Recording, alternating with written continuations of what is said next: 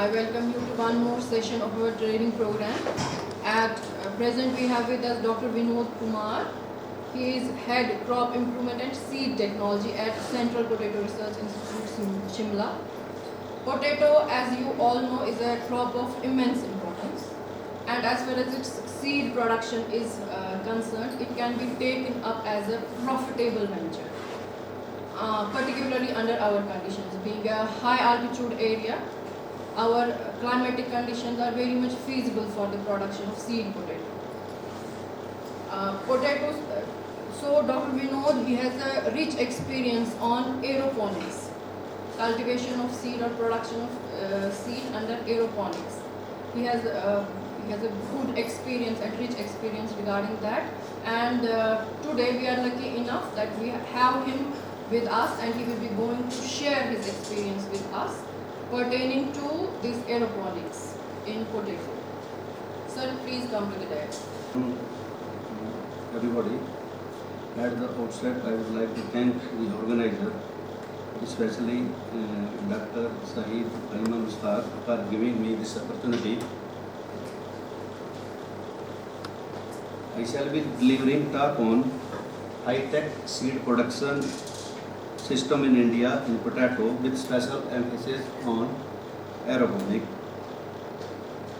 Independence time, we were importing potato from Europe and America, but those varieties were not suitable to our Indian conditions. As we know, in India we are growing 90% of our potato under subtropical plains and only 5 to 6% under hilly conditions. Therefore, the need was felt to start a research program in potato, and organized research on potato was started in the year 1935 with the establishment of one seed production station at Phagu near Kufri in Himachal Pradesh. And you know, due to the importance of potato, Government of India immediately after independence established one full-fledged institute on potato, that is CPRI, with headquarters at Patna during 1949. But mainly due to two reasons. First, that hybridization and crop improvement work was possible only under hilly conditions, and so the seed production also was possible under hilly conditions only due to these two reasons. Headquarters of CPRI was shifted from Shimla to its from Patna to its present position, that is in Shimla, in the year 1956. And first batch of indigenous variety consisting of 8 potato varieties was released during 1958, and presently we are having more than 70 varieties with a word Kufri prefix to it. And this was possible only due to the development of seed plot techniques in the year 1960. We established nucleus seed production farm at Phagu in the year 1963, and presently we are having 4 research farms, and these research farms are at Jalandhar, Modipuram, Patna and at Gwalior.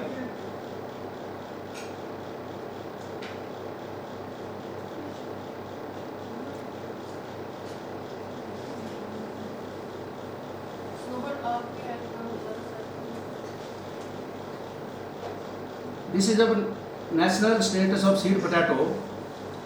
We require 5.4 million ton of seed potato to cater 2.18 million hectare with seed rate of 2.5 ton per hectare.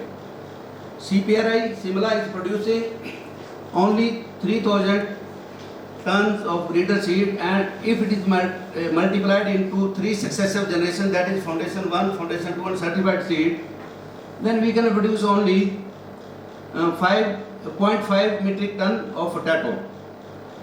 In addition to this, private companies are also contributing to our seed chain to the tune of 1.5 metric ton, but there is a deficit of 3.7 metric ton of seed potato. And this we cannot get from our conventional seed production system. Here we need help of high-tech seed production. High-tech means integration of tissue culture techniques with seed production. It is our projection that during 2050 we require nearly 125 metric ton of potato from an area of 3.62 hectare with productivity of 34.51 ton per hectare.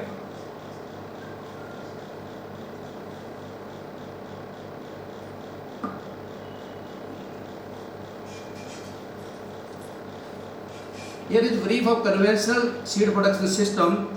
Generally, after release of variety, it takes nearly 7 years to produce certified seed under conventional.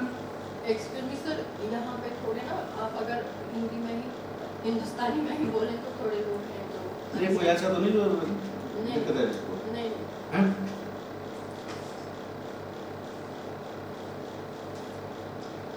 Generally, it takes 7 years, and to produce breeder seed, it takes 4 years. और उसके बाद foundation 1 और foundation 2 के लिए जो है वो 2 साल चाहिए, 5वां और 6वां साल और 7वां साल जो चाहिए वो चाहिए सर्टिफाइड सीड के लिए. थोड़ा इसका डिटेल जानना चाहेंगे ये स्टेज 1, स्टेज 2, स्टेज 3 का हैं? All these stages are just for elimination of viruses. To get virus-free seed, This is for conventional system. it is conventional.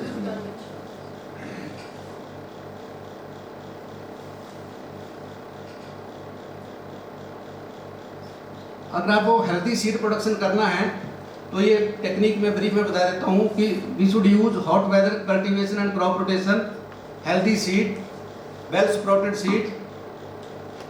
If you are in plain area, then planting during first week of October, and subsequently use granular systematic insecticide. But I think in your case it is. नहीं actually this is for plains है ना, जो seed plot technique है ना, तो It is refinement of seed plot. Actually हमारे conditions में तो ये ग्रोइंग पीरियड है नहीं. नहीं, अगर नहीं है फिर भी आप इसको कर सकते हैं. By this way you can produce healthy seed. हाँ If you plant during April also, हाँ April or March also, then you can follow all these things.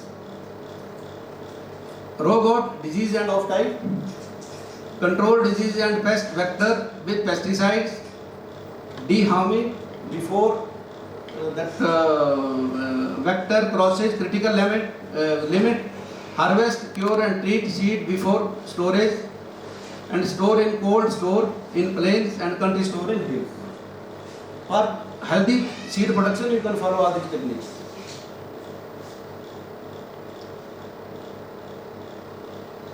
These are limitations of conventional system. Low rate of multiplication, that is hardly you will get 8 to 10 tuber per plant. And second, development of 100% healthy seed stock from infected material is not possible. And since you are cultivating potato year after year under field conditions, progressive accumulation of viruses is there, and several field multiplication of initial disease-free material. These are limitations. That's why we want high-tech seed production. There are 3 kinds of high-tech seed production. First one is microplant-based seed production system. Second one is microtubule-based seed production system, and third is aeroponic based seed production system.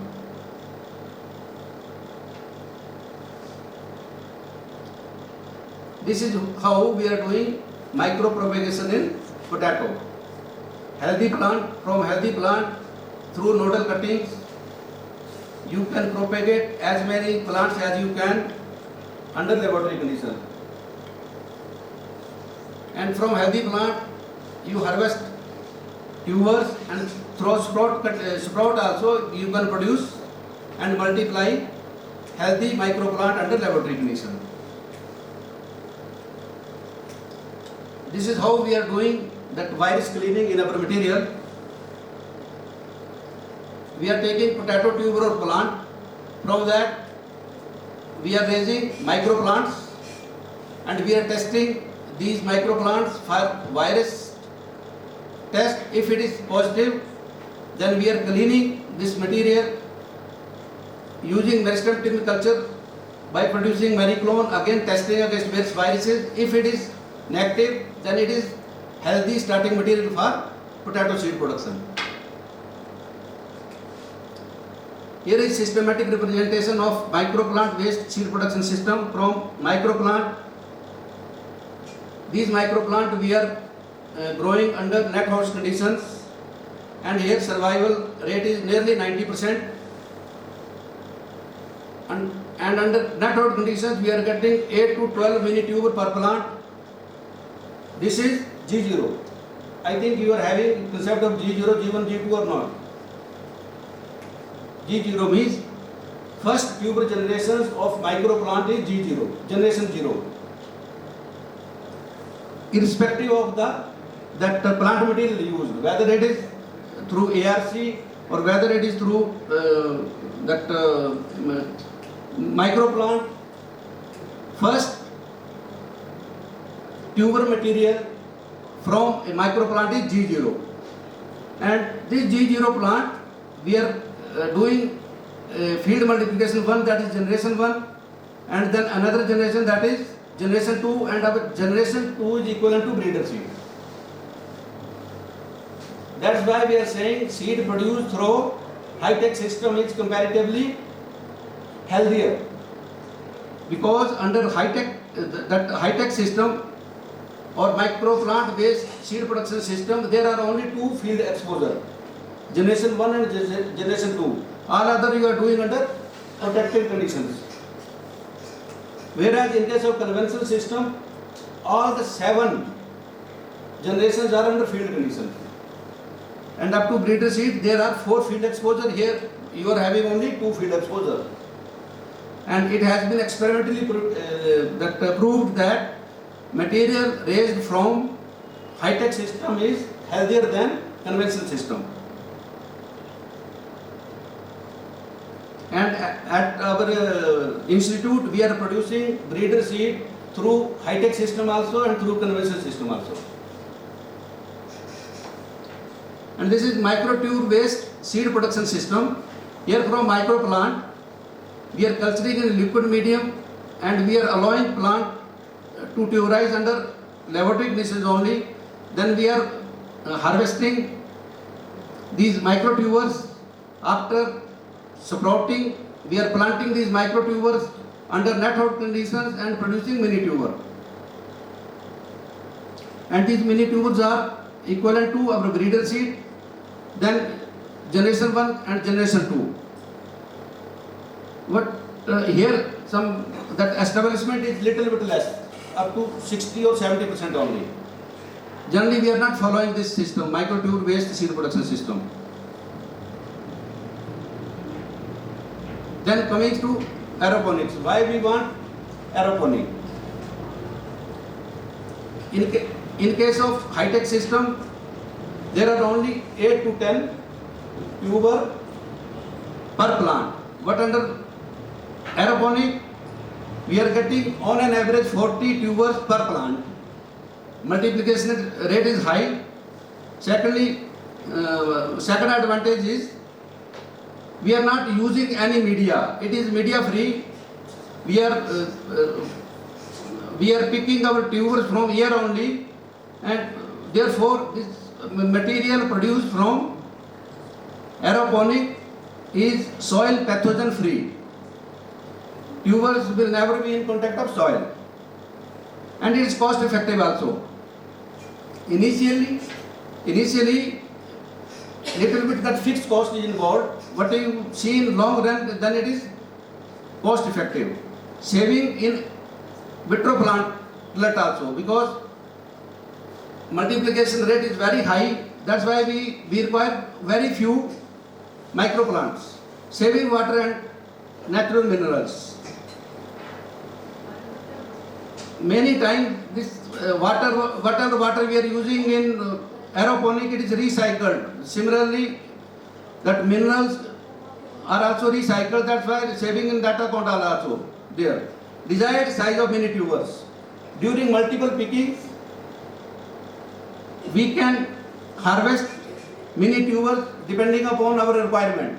That size we can regulate in case of Aeroponic.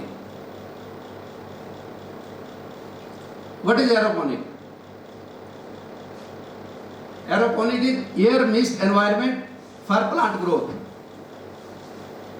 No media is involved and timely supply of nutrient in growth chamber. Here we can see this is actually systematic diagram of aeroponic system.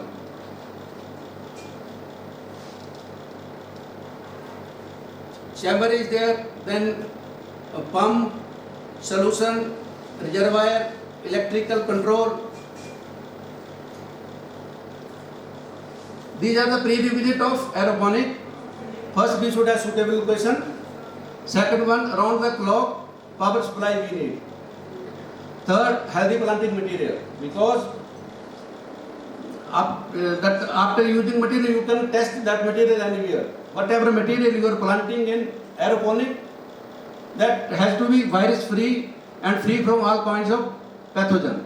We require clean water, favorable weather conditions, that too much cold or too much heat should not be there, and of course we need trained manpower and security also. These are the material we require for aeroponic establishment of aeroponic unit: motor pump, electrical components, polyethylene, styrofoam sheets, PVC, bricks, gravels, tiles.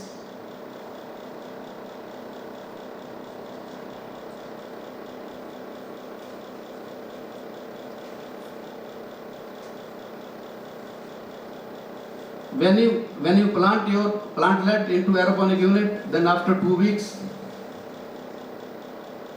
you can see the stolon formation. आगे क्यों जा रहा है? ऊपर आप help करो sir, दीजिए आप इसे हाथ में लेकर। थोड़ा पीछे।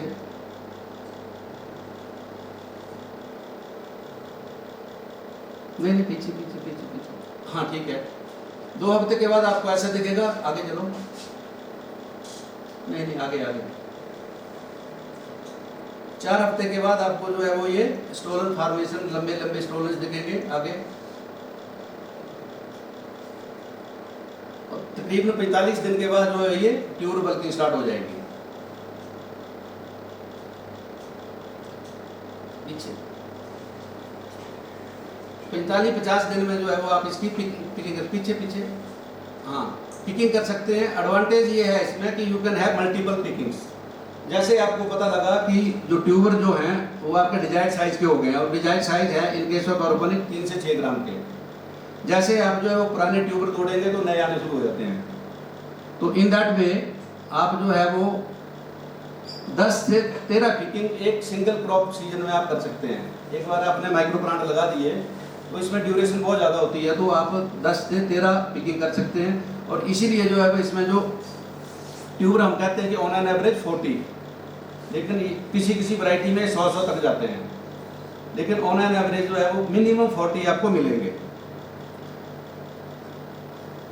और इसकी जो है वो 15 से 20 डिग्री सेंटीग्रेड पे स्किन क्योरिंग करते हैं 10 से 15 दिनों के लिए।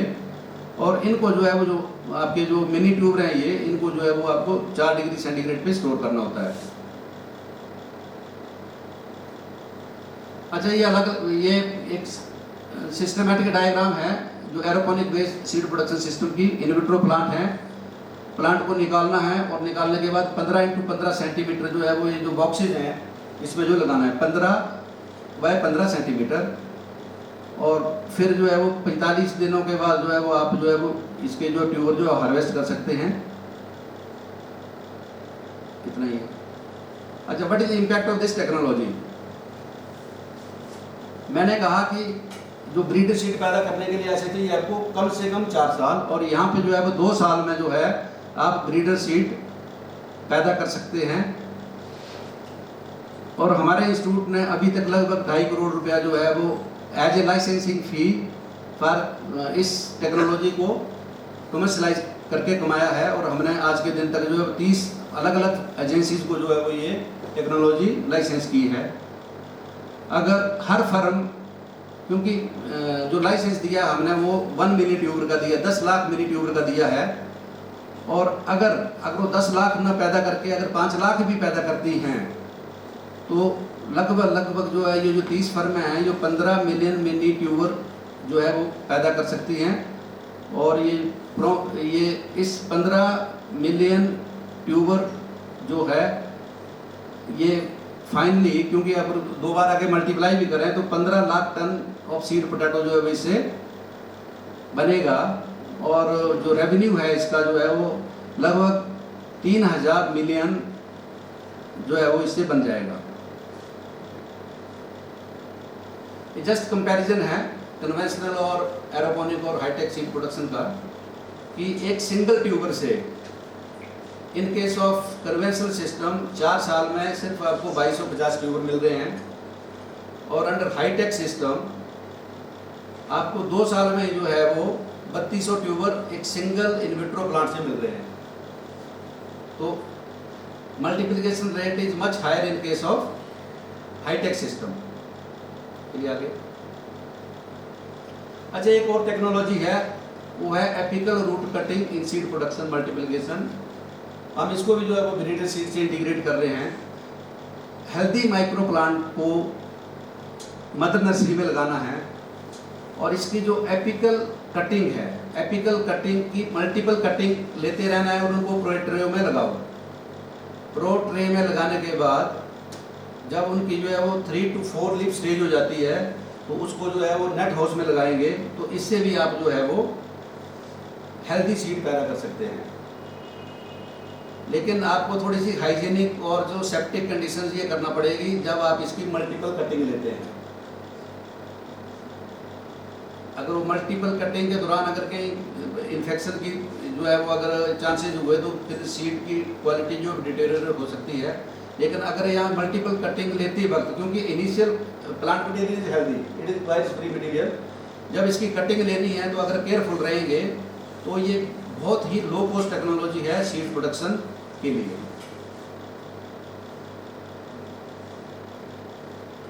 ये एरोपोनिक में आप जो है जो टीपीएस जो है वो इसको भी जो है वो as a plant source use कर सकते हैं। टीपीएस से आप टीपीएस सीडलिंग लगाइए, और सीडलिंग लगाने के बाद इनको जो है एरोपोनिक में आप लगा सकते हैं हार्डनिंग के बाद, और इनसे भी आप जो है वो एरोपोनिक में यूज करके जो है वो मिनी ट्यूबर बना सकते हैं। अगला,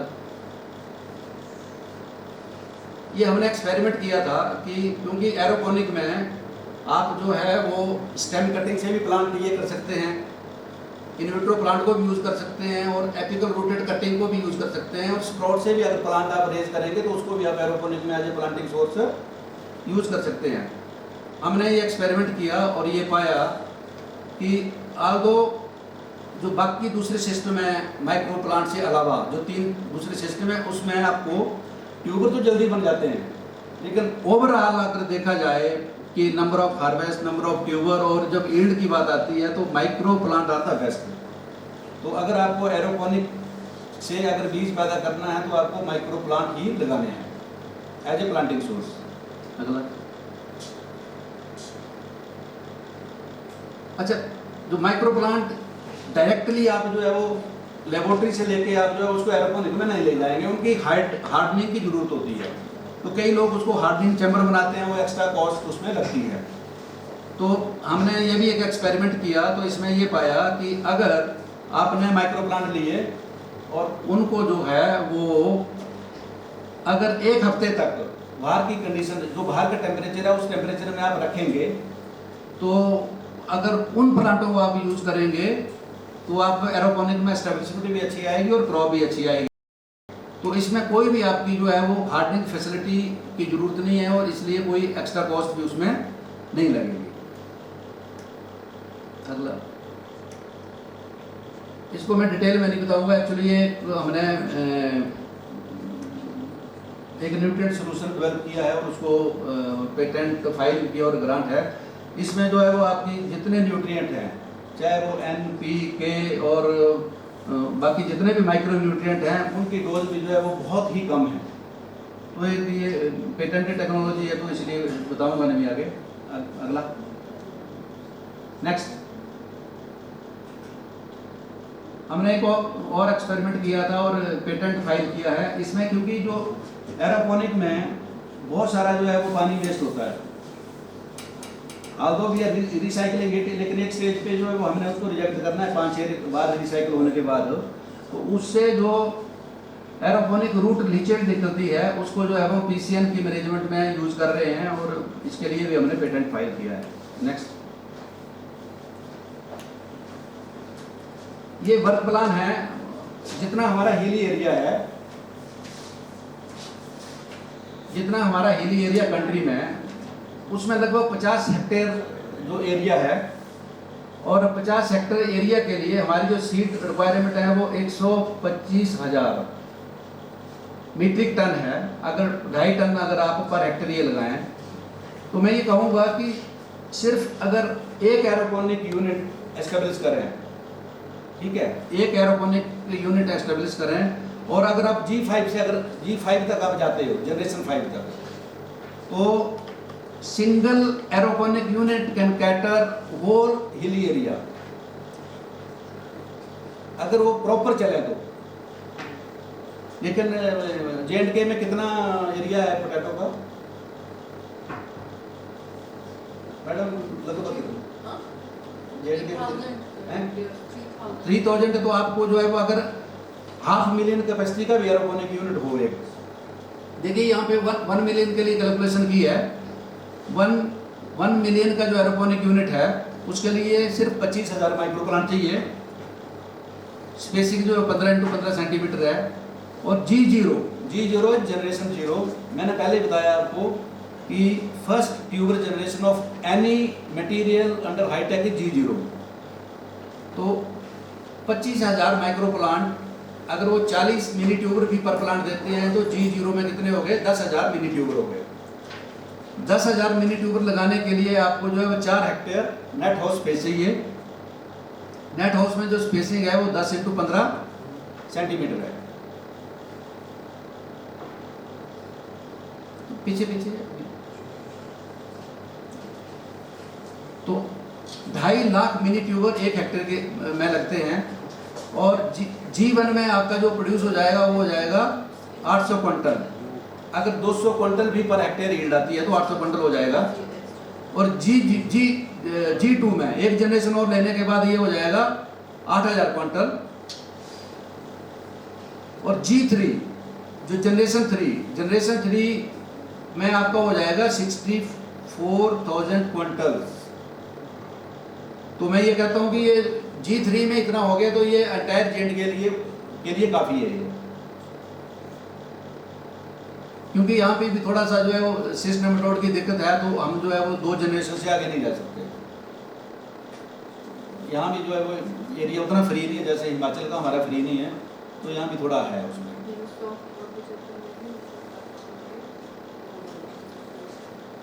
तो जनरेशन सिस्टम में मैं थोड़ा समझा दूँ आपको। ये जो जनरेशन सिस्टम है इसमें G2 तक तो हो गया ब्रीडर सीड, ठीक है। तो इसके बाद जो G3 होगा वो होगा आपका फाउंडेशन 1, G4 होगा आपका मतलब G4 होगा आपका फाउंडेशन 2 और G5 होगा सर्टिफाइड सीड। तो मैं ये कहता हूँ कि अगर 1 मिलियन कैपेसिटी का एरोपोनिक यूनिट लगता है और अपनी फुल कैपेसिटी में चलता है, और अगर हम G5 तक जाते हैं तो जितना हमारा हिली एरिया है उसके लिए एक सिंगल एरोपोनिक यूनिट काफ़ी है। यही मैसेज है इसका। नेक्स्ट, ये टोटल कॉस्ट है इसकी कि total cost of establishment of aeroponic unit 1 million capacity 2 crore रुपये इसके लिए चाहिए। लेकिन ये सारा जो है वो अगर आपको एक बिल्कुल अच्छी क्वालिटी का चाहिए तो, क्योंकि इसमें जो है वो लैंड कॉस्ट भी है, इसमें जो आपको टिश्यू कल्चर लैब भी है। अगर वो टिश्यू कल्चर लैब वगैरह किसी के पास अपनी है तो अपने आप ये कॉस्ट कम आ जाएगी। और operational expenses for production of 1 million mini tuber लगभग जो है वो 2 रुपये 20 पैसे कैलकुलेट की गई, 22 लाख रुपए इसका आता है। और the mini tuber produce from G0 crop are to be planted in soilless media under net house condition. वो जैसे मैंने कहा कि 1 मिलियन मिनी ट्यूबर के लिए जो है आपको 4 हेक्टेयर क्या चाहिए नेट हाउस स्पेस, और उसकी कॉस्ट आ जाएगी फिर नेट हाउस की जो है वो 140 लाख। क्योंकि अगर अच्छा जो है नेट हाउस अगर आपको बनाना है तो लगभग 350 रुपये पर स्क्वायर मीटर पड़ती है कॉस्ट इसकी, ये कैलकुलेट किया है। स्टेट गवर्नमेंट में encourage entrepreneur under PP mode with some funds for to establish such system. क्योंकि अगर हमें पोटैटो सीड रिक्वायरमेंट अपनी कंट्री की पूरी करनी है तो only way to go for high tech seed production. तो हाईटेक में जो है वो अगर आप एरोपोनिक में जाएंगे तो बहुत अच्छा है। नेक्स्ट, ये हमने अपनी टेक्नोलॉजी जो है वो कमर्शलाइज की है। तो इसमें जो है वो जो हमारे की प्लेयर है वो सेको बायोटेक है, भट्टी, संधू फार्म और उत्तर बंगा कृषि विश्वविद्यालय कूच बिहार। नेक्स्ट, ये लाइसेंस फी के बारे में है क्योंकि ये हमारी प्रोटेक्टेड टेक्नोलॉजी है। तो 5 साल के लिए नॉन एक्सक्लूसिव लाइसेंस देते हैं। तो लाइसेंस फी जो है वो अगर इंडिया के लिए जो है वो for fabrication RS 4.25 lakh, for mini tuber production up to 0.5 million tubers it is 7 lakh, for mini tuber production up to 1 million tuber ये 30 लाख है। जैसे जैसे कैपेसिटी बढ़ती जाएगी तो लाइसेंस फी जो है वो इसकी बढ़ती जाएगी। और अगर किसी ने जो है वो एस्टेब्लिश किया है ये पहले, और अगर आप जो है उसमें एडिशन करना चाहते हैं तो an amount of 5 lakh will be charge for license fee in each additional 1 million mini tuber capacity. तो पंजाब में बहुत सारे लोग हैं जिन्होंने ये जो एरोपोनिक यूनिट जो है वो लगाए हुए हैं। नेक्स्ट, ये तो हिंदुस्तान से बाहर की बात है, मैं ये नहीं करूँगा, लेकिन ये है कि ट्रेनिंग स्पोर्ट अगर कोई लाइसेंस लेता है तो 3 आदमियों के लिए जो है, जो भी लाइसेंस लेने वाला है 3 आदमियों के लिए हम जो है वो ट्रेनिंग देते हैं 4 दिन की। और उसकी जो कॉस्ट है वो इंस्टीट्यूट 15,000 रुपया चार्ज करता है। और बोर्डिंग लॉजिंग का जो खर्चा है वो जिसने ट्रेनिंग करनी है वो खुद पे करते हैं। अगर MSME या स्टार्टअप किसी ने करना तो 25% जो है लाइसेंस फी में डिस्काउंट देते हैं। नेक्स्ट, पिछला थोड़ा ये लिस्ट है जो मैंने कहा कि 30 जो है वो एजेंसीज है जिनको हमने लाइसेंस दिया है। तो इसमें 13 यहाँ मेंशन है और 17 और हैं। नेक्स्ट, ये चैलेंजेस हैं इस सिस्टम की। The system requires a number of maintenance operations which make be costly in developing countries. High tech system requires constant power supply throughout the growing season. मतलब पानी तो चाहिए, ये जो है वो पावर सप्लाई तो चाहिए, अदरवाइज जो है जनरेटर वगैरह से जो है वो आपको कॉस्टली पड़ेगा। और ये जो न्यूट्रिएंट सोल्यूशन है ये भी जो है वो it has to be investigated, क्योंकि न्यूट्रिएंट्स जो सोल्यूशन है कई बार वैरायटी स्पेसिफिक हो जाता है कि आपको ज्योति के लिए अलग तरह के न्यूट्रिएंट चाहिए, हिमालयनी के लिए अलग तरह के चाहिए। तो इसमें भी थोड़ा सा हमें और काम करने की ज़रूरत है। और best production season needs to be determined for each locations. तो मौसम और देख के जो हर जगह के लिए बेस्ट सीजन, जैसे शिमला में हमने आइडेंटिफाई किया कि हमने 2 एरोपोनिक के सीजन ले सकते हैं। तो हर एक लोकेशन के लिए कब आप जो है वो, क्योंकि साल में कोशिश हमें ये करनी चाहिए कि हमें 2 सीजन ले सकें। जहाँ पे टेम्परेचर हायर है you can not take more than 1 season, लेकिन यहाँ पे 2 सीजन हो सकते हैं। हमारे जो शिमला में 2 सीजन हम लेते हैं। नेक्स्ट, फ्यूचर पॉसिबिलिटी ये है कि seed production through high tech will improve the seed quality. मैंने पहले ही कहा हमने आपको, क्योंकि सीड प्रोडक्शन को जब हम देखते हैं तो हाईटेक सिस्टम जहाँ भी टिश्यू कल्चर से हमने ब्रीडर सीड पैदा किया है तो उसकी ईल्ड और जो उसका जो वायरस का जो हम लेवल जो ये करते हैं, टेस्ट करते हैं, तो हाईटेक में ईल्ड भी ज़्यादा है और डिजीज फ्रीडम भी ज़्यादा है। कोशिश तो हम करते हैं कि 100% हो, लेकिन 100% तो कुछ नहीं होता। High tech production system reduce the number of field exposure. पहले कहा मैंने ब्रीडर सीड के लिए ऐसे 4 चाहिए, हाईटेक से जो है वो 2 हो गए। High tech production system will reduce the time gap between variety release and further seed supply to the farmers. जैसे वैरायटी निकली तो कम से कम कितना साल जो है चाहिए, कम से कम 7 साल। यहाँ जो है वो 4 साल में आपको ब्रीड सीड मिल जाएगा। क्योंकि आपको स्टेज 1, स्टेज 2, स्टेज 3 में नहीं जाना है। जस्ट जो है वो माइक्रो प्लांट मल्टीप्लाई करने हैं लेबोरेटरी कंडीशन में, और उन माइक्रो प्लांट को जो है वो नेट हाउस में लगाना है। वो हो गया आपका G0 जनरेशन 0। यहाँ तक तो हो गई बात, 1 साल में हो गया सारा ये। और उसके बाद जो है वो एक जनरेशन 1 और 2 जो है फील्ड, बस 2 फील्ड एक्सपोजर देना है, आपका ब्रीडर सीट हो गया। और गवर्नमेंट ऑफ इंडिया को जो है वो हमने जो है वो ये जो अपना सिस्टम है इसको सबमिट किया है, ताकि इसका जो है वो सर्टिफिकेशन भी जो है वो आपकी हाईटेक सिस्टम का जो ब्रीडर सीट है उसकी हो सके। और high tech system produce system offer the potential to improve production and reduce cost of compare to conventional system. ये सस्ता पड़ता है लॉन्ग रन में, क्योंकि फील्ड में जो है आपको पता कि लेबर वगैरह की इतनी दिक्कत है आजकल। लेकिन जो आपका हाईटेक सिस्टम है इसमें जो है वो कंपैरेटिवली ये लो कॉस्ट टेक्नोलॉजी है, क्योंकि जो भी आपकी इनिशियल इन्वेस्टमेंट लगती है, चाहे आपकी टिश्यू कल्चर लैब है उसकी एस्टेब्लिश एक बार कर ली तो कम से कम 15 साल चलेगी। आपने एरोपोनिक यूनिट लगा लिया, वो भी जो है वो एक बार लगा लिया तो कम से कम 10 साल चलेगा। तो अगर इनिशियल कॉस्ट को, जो कैपिटल कॉस्ट है उसको जो है वो आप देखेंगे, शुरू में तो ज़्यादा लगता है, लेकिन जब आप एवरेज देखेंगे तो ये it is low cost technology. Next, बस इतना है। बाकी ये तो हो गई लेक्चर की बात। सीड प्रोडक्शन का जो है वो जो भी कुछ पूछना है सीड प्रोडक्शन का या पोटैटो से रिलेटेड भी। So इसका BR minimum is 4 hectares. हाँ जी, Minimum is 4 hectares. और जिस एरोपोनिक सिस्टम नहीं, ऐसा तो नहीं है, ऐसा नहीं है। जैसे 4 हेक्टेयर तो आप नेट हाउस के लिए बोल रहे हैं ना, लेकिन अगर वो हो गई 1 मिलियन की बात। अगर आपने 500,000 का लेना है तो 2 हेक्टेयर रह जाएगी। तो वो उसके लिए वाइबल है कमर्शियली वाइबल है। जैसे अगर J&K के ने लेना है, मान लीजिए कि आपको कोई वैली के लिए चाहिए, तो मैं तो ये कहता हूँ कि 0.5 का लगा के भी आप जो है वो बाहर सप्लाई करोगे सीड। अच्छा, हाफ हेक्टेयर भी अगर हो तो 10 कनाल हो उस पर भी ये प्रोडक्ट कर सकते नहीं बन सकता है, लेकिन वो फिर जो है वो लाइसेंस वगैरह लेने में दिक्कत होगी। लाइसेंस तो लाइसेंसिंग के लिए मिनिमम कितना आप कहते हैं कि होना चाहिए? नहीं, मैं ये कह रहा हूँ कि आप तो सिर्फ मतलब 0.5 मिलियन का लेना है आपने ना, तो बाकी चीज़ तो आपको देखनी है आगे कि नेट हाउस स्पेस जो है।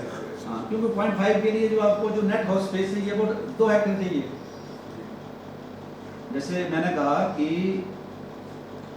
1 मिलियन के लिए आपको जो है 25,000 माइक्रो प्लांट चाहिए, ठीक है। लेकिन जब आप इसकी कैपेसिटी आधी कर दोगे तो ये 25,000 के बजाय 12,500 हो गया। तो 12,500 माइक्रो प्लांट को एडजस्ट करने के लिए आपको सिर्फ 2 हेक्टेयर नेट हाउस चाहिए। 2 हेक्टेयर में आप जो है वो उसका G0 बना लोगे। G0 बना लिया और उसके बाद जो है आपको उसको तो फील्ड में लगाना है। लाइसेंसिंग उस पे मिल जाती है हाफ हेक्टेयर, हाफ पे मिलेगी, हाफ मिलियन पे मिलेगी। और थोड़ा बहुत जैसे ना ये अगर हमने थोड़ा सा देखा था, अगर वो जैसे हिमाचल में दिक्कत है, जैसे सिस्टम रोड की अगर यहाँ भी है तो जैसे ही आपको प्रोड्यूस निकलता है तो एक ये भी हमने जो है वो अभी शायद अप्रूवल मिल गया हमें। ये है इसको सोडियम हाइपोक्लोराइड। सोडियम हाइपोक्लोराइड की 2% से ट्रीट करोगे आप तो कोई सिस्टम नहीं रहता और इतना नीट एंड क्लीन आलू है कि कुछ नहीं। हम जितने हिली एरिया हैं, हमारे जितने हिली स्टेशन हैं, उनको जो है वो हमने एक रिकमेंडेशन दे दी है कि आपको 2% सोडियम हाइपोक्लोराइड से आपको जो है वो आलू को ट्रीट करना है। तो बाकी नॉर्मली जो हम पोटैटो ग्रो करते हैं जिसमें सिस्ट का ये टोमेटो का इन्फेक्शन होता है उसमें भी तो कर सकते हैं सोडियम हाइपोक्लोराइड। नहीं, आप जो है जैसे यहाँ पे जो है ना बहुत ही कम है, यहाँ पे जो है वो उसकी जो इंसिडेंस है ना बहुत कम है। आलू करिए, आलू करने के बाद अगर आपने कहीं सप्लाई करना है तो अगर इसको जो है वो आप 2% सोडियम हाइपोक्लोराइड से ट्रीट कर देंगे तो वो जो है वो सिस्ट अगर होगा भी तो नहीं रहेगा, वो मर जाता है, वैसे डिसइंटीग्रेट होता कि कुछ नहीं। हमारे पास उसका वो मतलब जो है वो एक वीडियो तक बनाया है मैंने उसके, लेकिन अभी हम गवर्नमेंट ऑफ इंडिया को उसकी जो अप्रूवल के लिए लिखा है अगर मिल जाता तो हम जो है वो अपने कुफरी फागू स्टेशन में दोबारा ब्रीडर सीड पैदा करते हैं, शुरू कर देंगे क्योंकि it is very difficult to eradicate PCM. Eradication is not possible. Only that population you can manage. Sodium hypochlorite से तो एक बार ट्रीट करते हैं, जब ना बोरिक एसिड में क्या दिक्कत आती है, बोरिक एसिड ट्रीटमेंट आप देते थे कोल्ड स्टोर से पहले, इसलिए देते थे क्योंकि अगर कोल्ड स्टोर के बाद आकर बोरिक एसिड ट्रीटमेंट आकर देंगे तो वो स्प्राउट मर जाते थे.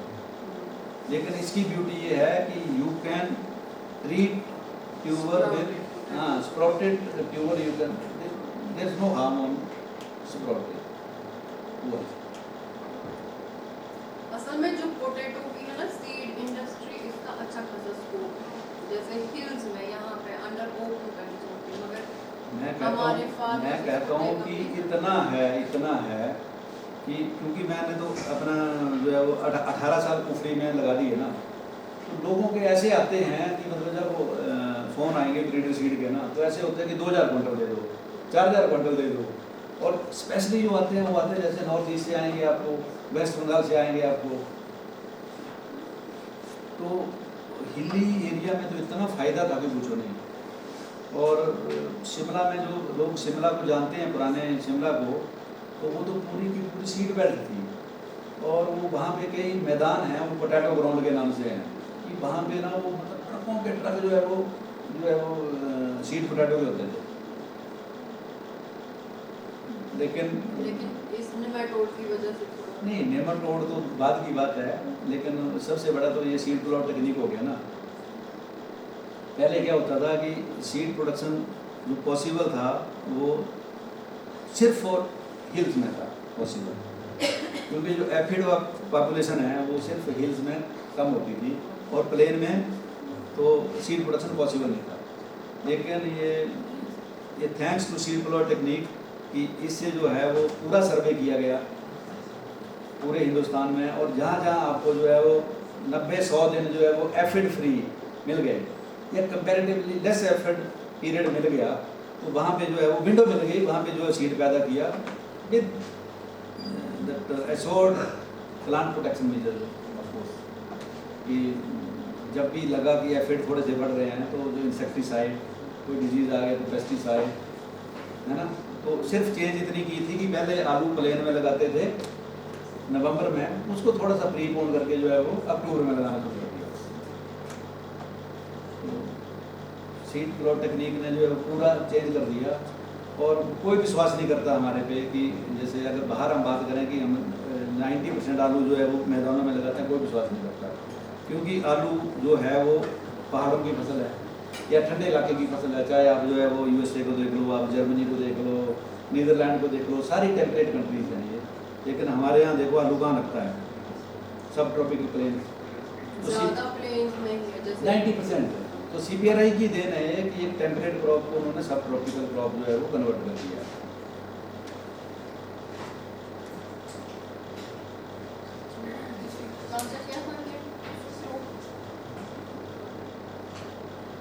पोटैटो के बारे में कुछ भी पूछिए. यहाँ सर यूजुअली ये लेट ब्लाइट वगैरह लगता है, तो उसके लिए आप क्या प्रिकॉशन लेंगे? लेट ब्लाइट के लिए जो है वो सबसे बढ़िया तो वही है कि अगर जो है वो आपकी रेजिस्टेंट वैरायटी हो तो उसके लिए जैसे आपकी कुफरी करण हो गई, आपकी कुफरी गिरदारी हो गई, और थोड़ी सी मॉडरेटली रेजिस्टेंट आपकी हिमालयनी भी है, लेकिन हिमालयनी में आपको स्प्रे जो है वो 1-2 करना ही पड़ेगा. तो यही है. दूसरा ये है कि अर्थिंग आप ढंग से करिए, अच्छी करिए, कोशिश करिए कि इन्फेक्टेड ट्यूबर ना लगे. और अगर ये आ गया है, बीमारी आ गई है, जैसे पत्तों में अगर जो है वो अगर लेट ब्लाइट आ गई है, तो कोशिश करिए उसका जो है अगर डिजायर्ड साइज आपका बन गया नीचे ट्यूबर का, तो पत्ते काटिए, और काटने के बाद उसको जो खेत में ना रहने दो, काटिए उनको जो है वो ले जाके के गड्ढे में दबा दो, क्योंकि अगर वो खेत में रहेंगे तो अगले साल के लिए आपको नकुलम जो है वो अपने आप मिल गया. इतना सा ही है. और बाकी जो है वो अच्छे केमिकल आए हैं, एक आध जो है वो आप जो है वो डाइथिन की स्प्रे दे सकते हैं, और डोज इसकी लगभग 2.5 से 3 ग्राम जो है वो पर लीटर है। डाइथिन की स्प्रे करने के बाद अगर आपको लगता है कि अगर ब्लाइट आना, डाइथिन तो एक प्रोटेक्टेड स्प्रे है, अगर आपको ये लगता है कि ब्लाइट आ गई, वो लग जाएगा पता आपको, ऊपर से जो पत्ते थोड़े से जले उल्टा के देखेंगे आप तो थोड़ा रुई सी दिखेगी। अगर लेट ब्लाइट आ गई तो सिस्टेमिक फंजीसाइड आपको करना है। तो सिस्टेमिक फंजीसाइड में रिडोमिल गोल्ड है, कर्जेटामिएट है, ठीक है, और आपकी सेक्टन 60 है। सेक्टन 60 में आपका जो फिनामिडोन है, इसमें जो है वो रिडोमिल में तो मेटेक्सल है ना, और तीसरा कौन बताया मैंने, कर्जेट में साइमोक्सिनिन है, और इसकी डोज जो है वो 2.5 से 3 ग्राम पर लीटर है। इसकी अगर ये 2 स्प्रे करेंगे तो डेफिनेटली आपकी जो है वो अगर आप जो है वो 100 रुपये का केमिकल लगाएंगे तो आपको लगभग 500 रुपये की ईल्ड आपको ज़्यादा ही मिलेगी, और हेल्दी भी होगा। आगे भी यू कैन यूज एरोपॉनिक्स में तो हम ये सब अवॉइड कर रहे हैं, केमिकल्स हमारे बिल्कुल कम हो रहे हैं, हम एरोपॉनिक सिस्टम यूज करते हैं। एरोपोनिक में तो आपकी आएगी नहीं ना, आएगी ये तो सारा कुछ अंदर है।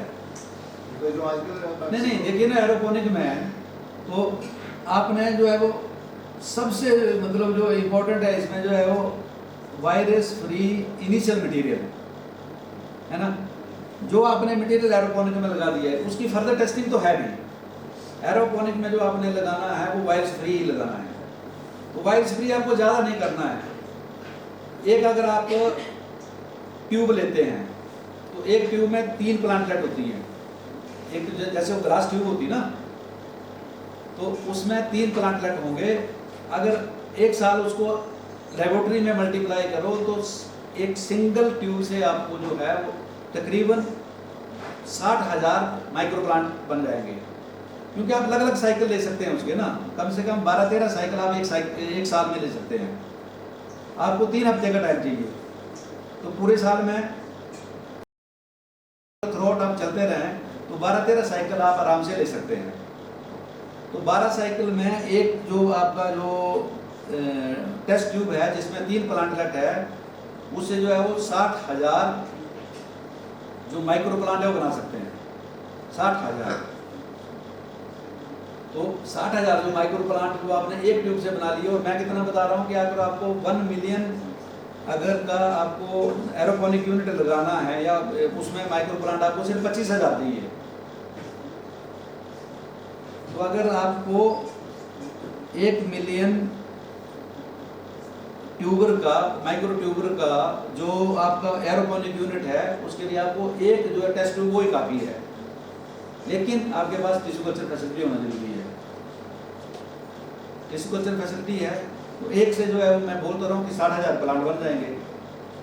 आपको 60,000 मिल चाहिए, आपको तो जो है वो अगर 1 मिलियन कैपेसिटी का तो आपको 25,000 चाहिए, अगर आपका जो 500 मिलियन का तो आपको 12,500 चाहिए।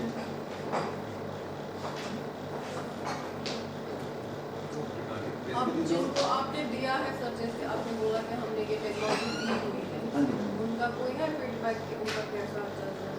फीडबैक होता है क्योंकि हमें रॉयल्टी आती है उसकी, और फीडबैक उनका बहुत अच्छा है। अभी जो है वो जैसे जो है ना, अभी हमारे पास 20 एरोपोनिक लाइसेंस थे, इसी साल मतलब 7 तो ऐसे मिले कि मतलब मुझे लगता है कि 2-3 महीने में 7 मिल गए हैं, क्योंकि बहुत बड़ा बिजनेस है ये जो पोटैटो सीड का है ना।